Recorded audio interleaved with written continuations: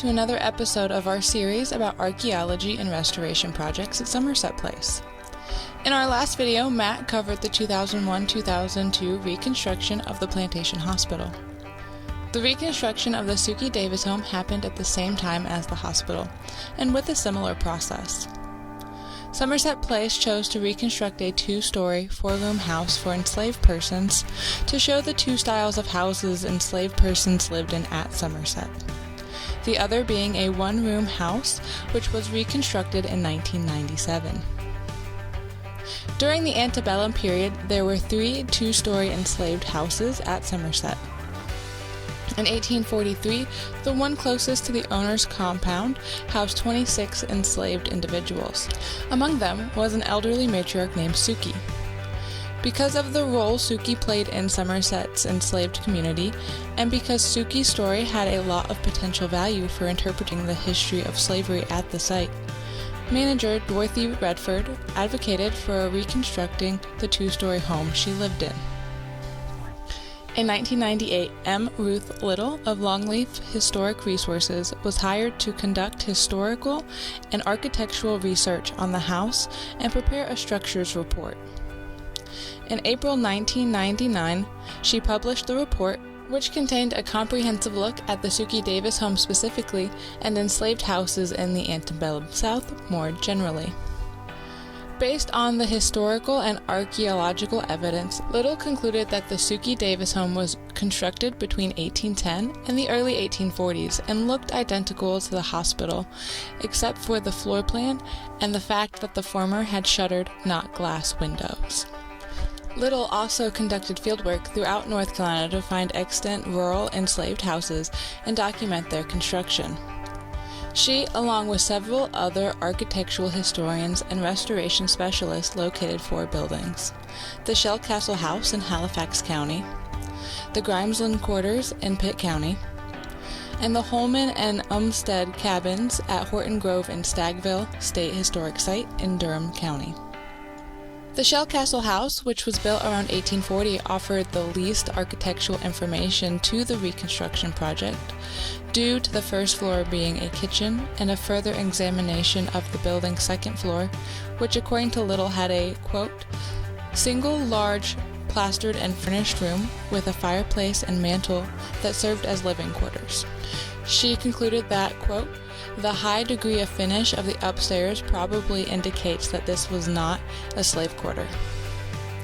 Grimesland Quarters, built around 1810, was a one-story frame house for enslaved persons, but, quote, the quarter's highly intact original fabric offers models of construction of shuttered windows, a battened door, and a simple boxed eave of use for Somerset slave buildings. The slave cabins at Horton Grove, which were constructed between 1851 and 1860, provided a model for the Suckey Davis Home in that they had the same floor plan. A major difference, though, in the Horton Grove houses was their broad and batten siding and brick noggin construction, both of which the Suckey Davis Home did not have. Little used elements from the houses she examined, along with some from the Chesson House in Pea Ridge that we discussed in our previous video, to make recommendations for the reconstruction of the Suckey Davis Home. For instance, she provided specifications for the size of the chimneys, details for assembling the batten front door and shuttered windows, and measurements for a box cornice below the roof. DCF Engineering was hired in July 2000 to design and create blueprints for the hospital and two-story slave house, while A.R. Chesson & Sons was hired by September 2001 to carry out the reconstruction. As we discussed in our previous video about the Plantation Hospital reconstruction, DCF, Somerset, and North Carolina Historic Sites personnel worked together to fine-tune Ruth Little's recommendations and make them into detailed architectural plans. Little's recommendation for a shed roof over the front door was omitted from the final design, like it was with the hospital design. Once the design was finalized, construction crews began work. Workers used the same historical building materials and construction techniques as they did for the Plantation Hospital. A photograph of the two-story slave house reconstruction even shows that glass windows were mistakenly installed but later replaced with shutter windows. Like the hospital, the two-story house was built with a partition wall in the center passage to allow visitors to see a furnished room. Unlike the hospital, though, the room opposite of the furnished room was made into an exhibit space, featuring interpretive information on exhibit panels about Suckey Davis's family and the 1843 list of families taken, a document detailing the living arrangements of 284 enslaved persons at Somerset Place in that year. The reconstructed Suckey Davis Home opened to the public in October 2003, and around that time Somerset began acquiring antique and reproduction furnishings for the house.